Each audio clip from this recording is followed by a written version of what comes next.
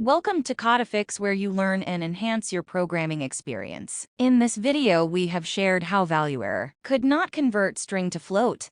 This error occurs when you try to convert a string value to a float using the float function in Python, but the string value cannot be converted to a valid float. For example, if you have a string variable called numstr that contains the string, and you try to convert it to a float using the float function like this. Let's run this code.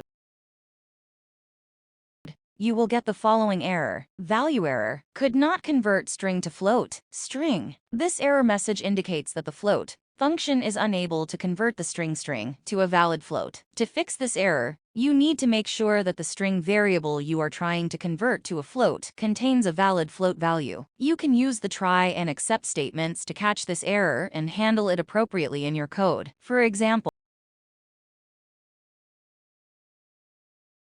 let me show you results. In this example, if the float function raises a value error, the code will catch the error and print a custom error message. You can modify the except block to handle the error in a way that makes sense for your specific program. Hopefully this video helps you to sort out the issue you are facing. If you still face problem or need further help, just write in comments. I will reply you as soon as possible. Before you go, if you like this video, you can subscribe for this channel for future videos, which can help and assist you further.